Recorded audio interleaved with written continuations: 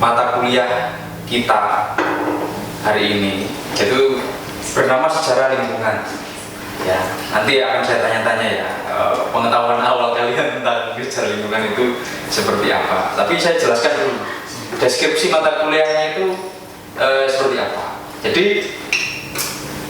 mata kuliah ini berusaha melihat bahwasanya kehidupan di bumi ini tidak hanya manusia yang bisa mengubahnya, tapi sebenarnya lingkungan itu juga berperan penting dalam mengubahnya. Kan kalau kita hidup sampai saat ini kan kita menilai kayak kita menginjak tanah UM ini misalnya ya, itu kayak kita sudah bisa menguasai UM kan?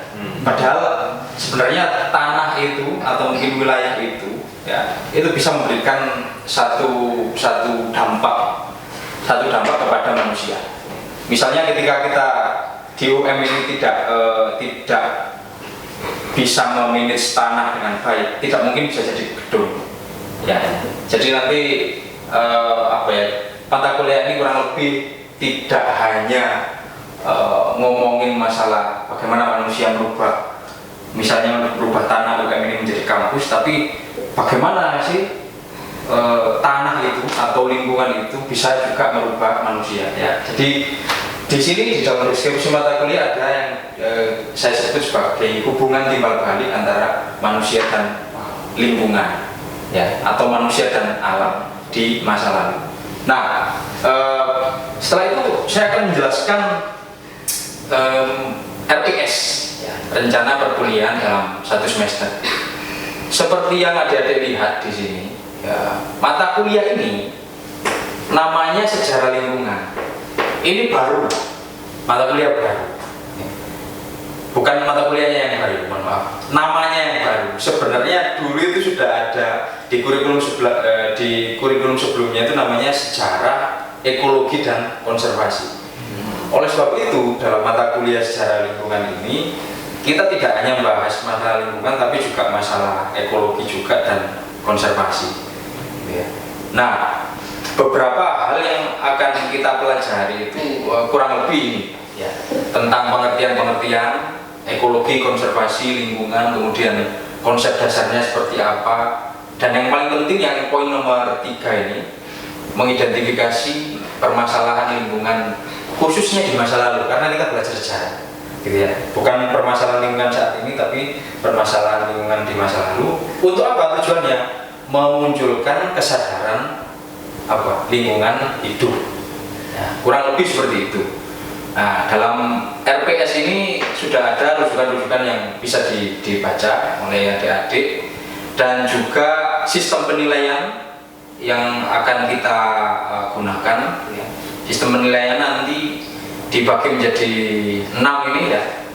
Yang pertama aktivitas partisipatif, itu nilainya bobotnya 10%, kemudian hasil dan proyek bobotnya paling besar 50%, kemudian ada tugas kuis bobotnya rendah 5%, dan UTS, dan yang terakhir adalah UAS, ini bobotnya sama-sama 15%. Nah, seperti itu kurang lebih nanti kriteria penilaian yang saya gunakan dalam mata kuliah ini. Dan dalam 16 kali pertemuan di sini sudah jelas di dalam RPS yang saya buat ada rencana tugasnya. Ya, kalian tahu kan, kalau tugas saya itu tidak terlalu banyak, tapi tugas saya hanya membaca, tapi harus, ya, pokoknya masuk kelas itu harus tidak kosong gitu. Nah, seperti itu. Sepakat dengan rencana tugas ini dan juga sistem penilaian? Ada yang mau ditanyakan terkait ini? Tidak ada? Nah, kalau masih aman, oke, kita coba masuk ke dalam materi yang paling dasar, yaitu makna dari sejarah lingkungan itu sendiri. Nah, ini kita di pertemuan pertama ini kita belajar pengertian dulu. Nah, ada 3 hal yang akan kita pelajari pada siang hari ini. Yang pertama itu definisi dan juga bidang harapannya seperti apa. Yang kedua ada manfaatnya kita belajar sejarah lingkungan, dan yang ketiga yaitu mengapa perlu dikembangkan. Oke, sebelum saya ke definisi, menurut kalian kalau kajian tentang lingkungan itu apa yang ada di pikiran kalian? Sejarah dihubungkan dengan lingkungan, apa yang ada di pikiran kalian? Ya, sejarah kok bisa dihubungkan dengan lingkungan? Kan apa ada gitu ya? Kan selama ini kan yang kita pelajari sejarah berhubungan dengan masyarakat, jadinya sejarah sosial. Sejarah berhubungan dengan aktivitas ekonomi, jadinya sejarah ekonomi. Sejarah berhubungan dengan aktivitas politik, jadinya sejarah politik. Nah, bagaimana mungkin sejarah berhubungan dengan ilmu lingkungan? Padahal ini adalah ilmu humaniora, ini ilmu eksak atau ilmu alam. Apa yang ada di pikiran kalian setelah mendengar dua kata ini kira-kira? Sejarah berhubungan dengan lingkungan. Ya, silakan Mbak Eli. Dua kata yang pertama kali ada di kepala saya ketika mendengar sejarah lingkungan itu adalah tempat tinggal. Tempat tinggal, oke. Ya. Jadi ya lingkungan sebagai tempat tinggal manusia. Jadi sejarah itu bukan hanya tentang masyarakat, tapi juga bisa mengkaji tentang lingkungan, hubungan timbal balik antara manusia dan lingkungan atau tempat tinggalnya tersebut. Terima kasih Mbak Olive. Saya lanjutkan siapa tadi? Esther. Acungan bukan ya? Ini loh ya. Apa kira-kira? Tempat tinggal, oke. Kalau saya lihatnya mungkin dari sebuah peristiwa yang terjadi di lingkungan itu berdampak ke manusia. Contohnya saat terjadi bencana alam itu kan akan berdampak langsung ke berdampak pada manusianya. Itu peristiwa di lingkungan itu. Peristiwa lingkungan, ya. Lingkungan, misalnya bencana gitu ya. Bencana alam ya.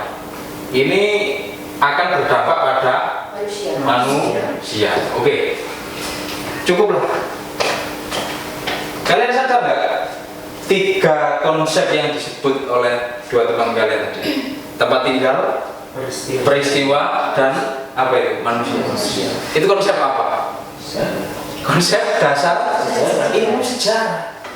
Makanya kalau kalian ngomong misalnya bingung, ada hubungannya nggak? Ada. Konsep dasar ilmu sejarah itu apa sih yang nomor 1? Oke, manusia kan? Tak centang ya. Terus ruang itu apa? Tempat tinggal. Ya tempat tinggal, tempat terjadinya peristiwa. Terus waktu. Terus apa lagi? Peristiwa. Iya kan? Nah, kurang lebih seperti itu, adik-adik. Nah, coba kita lihat definisinya. Jadi ada 4 yang akan saya tawarkan di sini definisinya. Yang pertama dari Roderick Nash ini. Sejak tahun 1970 dia menerbitkan buku dan beberapa orang ini menerbitkan buku-buku tentang sejarah lingkungan. Pada dasarnya definisinya itu mirip-mirip. Kalau Roderick Nash kontak menyeluruh manusia dengan habitatnya. Habitatnya itu apa sih? Ya ini lingkungan hidup dan apa yang ada di lingkungan itu bisa kontaknya dengan hewan, flora, fauna. Makanya sejarah lingkungan ini juga mengkaji nanti sejarah perburuan hewan, perburuan tanaman ada ya? Ada kayaknya ya? Orang ada kayaknya ya? Di Gunung Welirang itu di Jawa Timur ya, Mojokerto. Gunung Welirang itu ada yang berburu kijang hewan ya, ada juga yang berburu anggrek. Nah ini yang menarik. Nah itu kita lihat di masalah. Kalau Peter Bumhat ngomongin tentang pengaruh timbal balik antara manusia dengan lingkungan mereka yang terjadi di masa lampau. Kenapa masa lampau? Ya karena sejarah. Dan Richard Grove sama juga sih. Bagian yang terdokumentasi secara historis tentang kisah hidup kisah kehidupan dan kematian. Siapa? Ya masyarakat dan spesies dalam hubungan mereka dengan dunia sekitar mereka. Ya mirip-mirip lah. Dan saya juga menyajikan definisi dari satu-satunya profesor sejarah lingkungan di Indonesia sampai saat ini, yaitu Profesor Nawianto. Simpel kan ya? Sejarah lingkungan adalah, coba dibaca, sejarah membahas interrelasi manusia dengan lingkungannya pada masa lampau. Kalau pada masa ini berarti kajiannya ya anak biologi kan, anak apa ilmu lingkungan. Lah kurang lebih seperti itu definisinya. Bidang garapannya lah ini yang ingin saya diskusikan. Jangan takut mempelajari sejarah lingkungan walaupun kita tidak ada basis ini ya IPA ya. Tapi kalau saya dulu IPA loh ya. Kalian kan IPS ya. Ada IPA ya? IPA. Ada 3. Yang pertama sejarah lingkungan material. Jadi yang dibahas dalam sejarah lingkungan material ini lebih banyak bagaimana manusia merubah lingkungan itu dan terlihat buktinya secara fisik, atau bagaimana lingkungan itu berdampak pada manusia dan buktinya itu bisa dilihat secara fisik. Misalnya apa? Misalnya perkebunan, pertambangan, ya kan? Manusia itu kan sebenarnya hutan belantara atau mungkin sawah, sedangkan tambang itu manusia yang mengubah, kelihatan secara fisik ya. Terus sekarang alam yang mengubah manusia apa? Apa? Banjir bandang, terus tsunami, ya kan?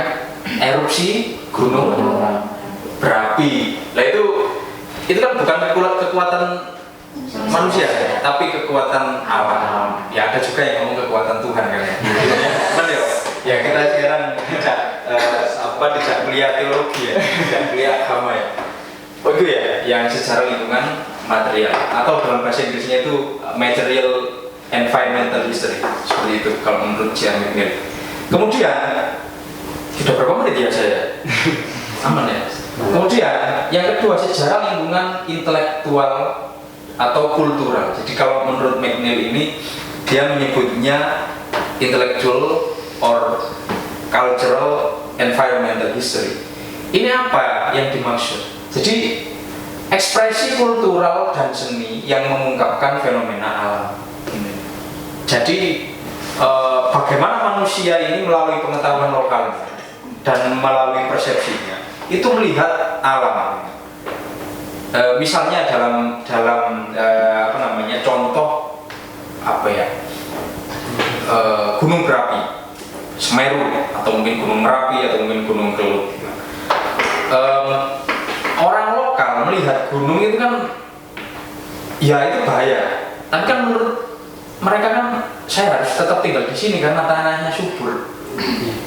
Terus menurut pengetahuan lokal mereka harus kayak memberikan sesaji, terus persembahan, apalagi kayak upacara gitu-gitu, ada adat dan lain-lain. Itu mereka melihat gunung itu sebagai satu entitas entitas yang hidup, tapi hidup berbahaya, tetapi mereka kepingin bersabar. Sedangkan dalam pengetahuan Eropa, ketika ada erupsi gunung seperti itu atau tsunami, mereka kan membuat alat, ya kan? Membuat alat untuk mendeteksi biar terkena dampak ya, naik kayak gitu. Nah itu jadi persepsi atau pengetahuan lokal masyarakat. Bisa juga lewat seni. Saya pernah cerita ke kalian kalau nggak salah dulu di mata kuliah apa itu ya? Saya lupa. Pengantar ilmu sejarah kalau nggak salah tentang smog, tsunami Aceh.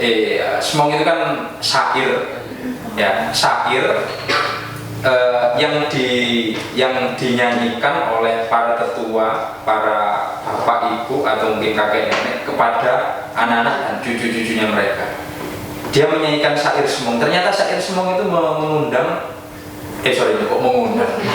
mengandung ya atau berisi kayak early warning system, himbauan bahwasanya apa namanya, nanti kalau ada ombak datang gitu, ikannya pada berserakan, jangan diambil, segera lari ke tempat yang tinggi karena smog akan datang.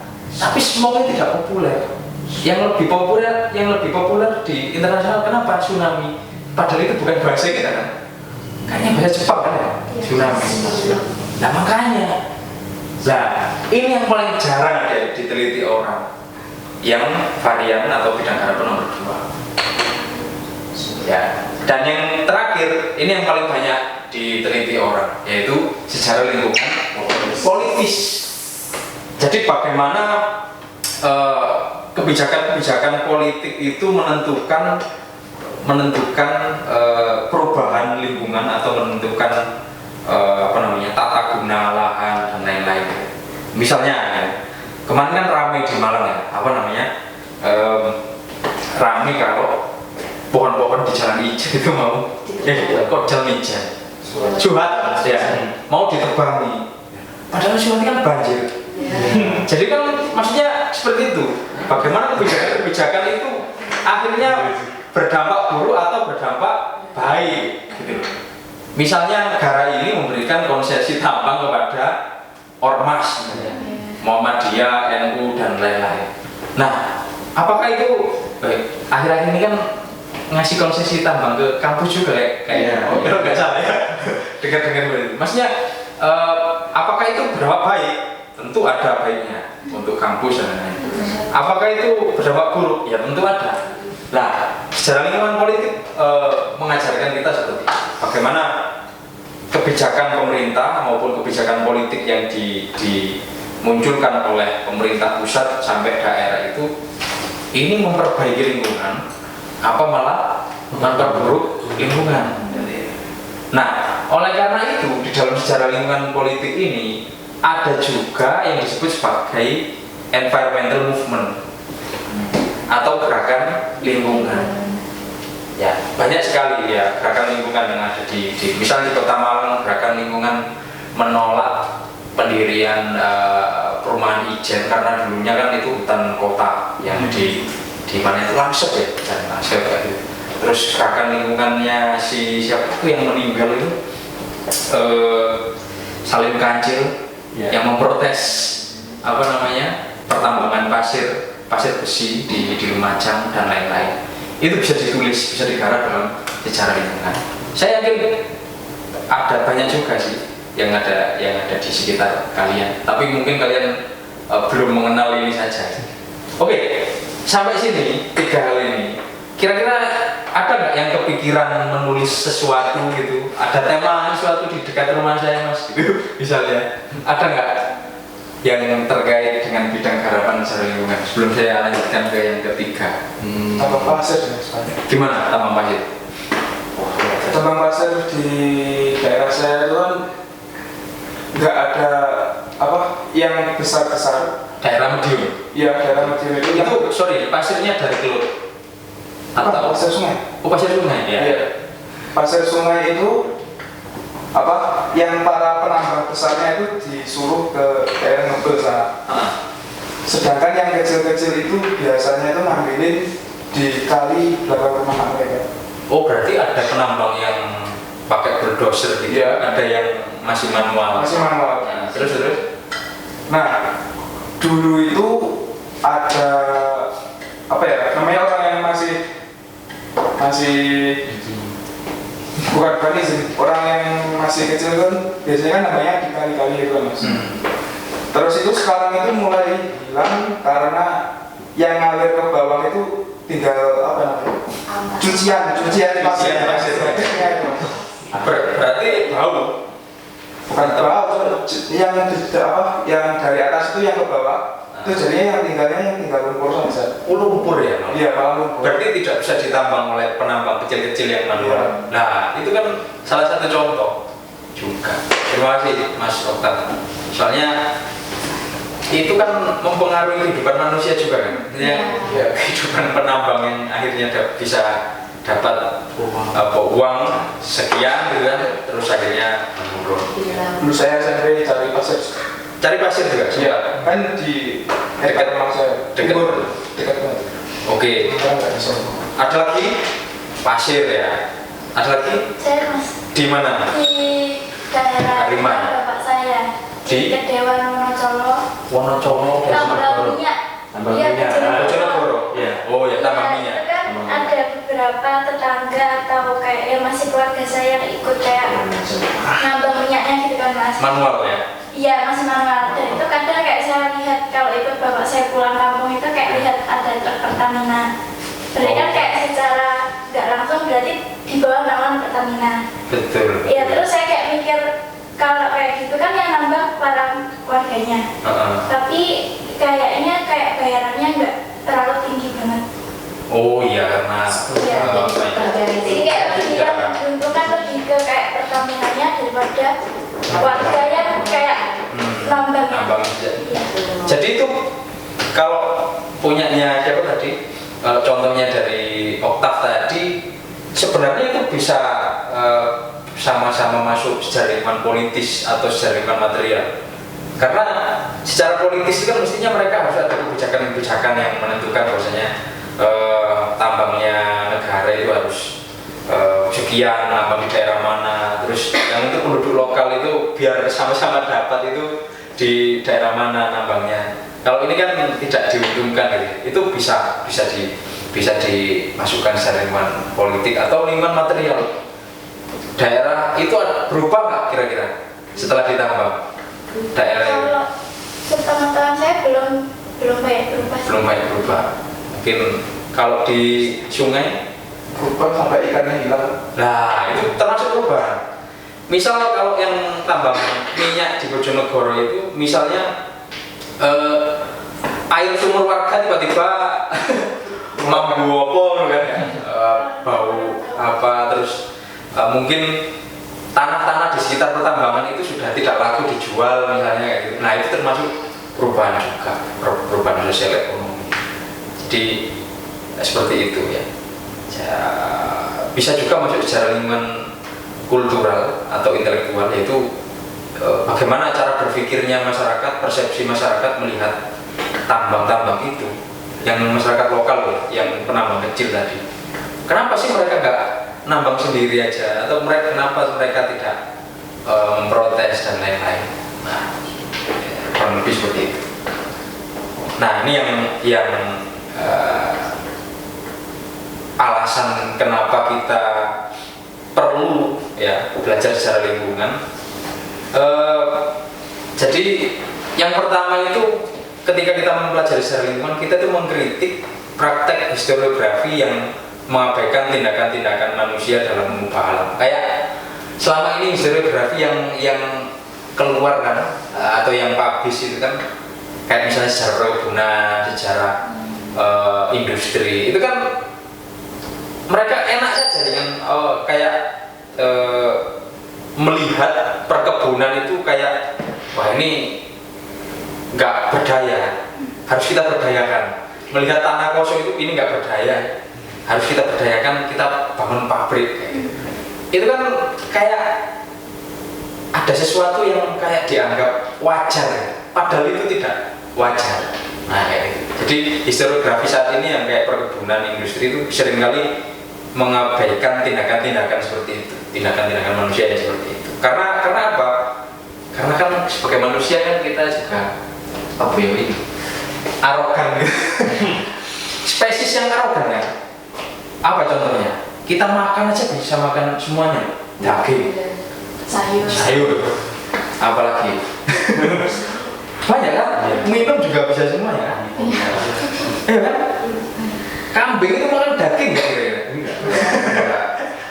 Jadi kita tuh kayak pemakan segalanya. Macan itu pemakan apa? Hewan yang omnivora apa? Oke, tikus ya. Bisa makan daging. Pintu rumah saya juga makan. Pintu dapur. Kita bisa nggak makan tikus? Bisa. Tikus kan dijual di mana ya? Thailand, terus Cina, terus mana itu Manado. daerah Sulawesi itu ya, daerah kucing gitu kan, dan lain-lain. Nah kita itu karena apa ya, kita menganggap diri kita ini superior, sehingga yang lain itu flora, fauna maupun lahan itu ya kita aja yang memanfaatkan. Padahal mereka punya kekuatan-kekuatan tertentu gitu kan.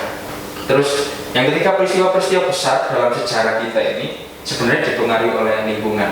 Coba misalnya proklamasi, ya kan, Soekarno dan Hatta proklamasi, tapi nggak ada tanahnya. Misalnya proklamasinya di laut, misalnya, gimana? Ya. Jadi tanah yang mereka injak. Ya. Terus bagaimana tentara-tentara kita bertempur periode 45 sampai 49 itu di tanah dan di laut. Itu apa? Nah, itu ini tadi tempat posisi itu mempengaruhi kita. Dan ini yang terakhir, bukan kita yang satu-satunya spesies, satu-satunya faktor atau satu-satunya aktor yang menentukan perubahan dan perkembangan sejarah, tetapi alam juga bisa menentukan. Ya, ingat erupsi Tambora dan juga erupsi Gunung Krakatau itu membuat di periode kolonial ya, itu membuat Eropa zaman gelap.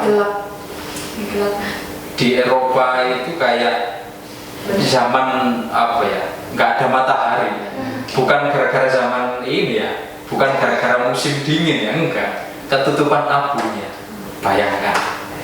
Nah, apakah kita masih tetap arogan ya? Ya nggak tahu. Ya, ini yang terakhir, manfaatnya. Sebenarnya kita mengkaji ini itu untuk mendamaikan perselisihan yang terjadi selama ini antara kita ilmu humaniora sosial dengan ilmu alam gitu. Nah, dengan mempelajari ini kita bisa kolaborasi. Terus kita juga berkontribusi dalam mencari solusi permasalahan lingkungan. Kalau misalnya ada banjir, kita runut sejarahnya. Oh, dulu ada kebijakan itu, misalnya di Malang masih tetap banjir. Dulu itu ada kebijakan perbaikan gorong-gorong masih tetap banjir. Berarti apa yang salah? Nah, dirubah. Jakarta masih tetap banjir. Apa yang salah? Di masa lalu sudah membangun dam, bendungan, tapi masih banjir. Ya sekarang jangan bangun itu lagi. Apa? Ya mungkin penduduknya dikurangi atau apa ya, sehingga rumah-rumahnya kan berkurang dan ada resapan air dan lain-lain. Kita bisa memberikan solusi. Dan yang terakhir yaitu mampu berpikir dan bernalar secara historis agar tidak terjangkit memori pendek. Ini kalau kata Profesor Sarkawi dari UNER itu amnesia sejarah. Ketika kita sekarang terkena dampaknya, misalnya kalian ngekos di Bendungan Sutami atau Sigura-gura, kok banjir gitu. Loh, jangan amnesia. Dulu itu juga pernah banjir. Lah kenapa sekarang masih banjir? Misalnya kayak gitu. Kok kalian tidak belajar dari masa lalu? Jangan amnesia. Maksudnya memori pendek kok pura-pura lupa kalau dulu ya pernah banjir.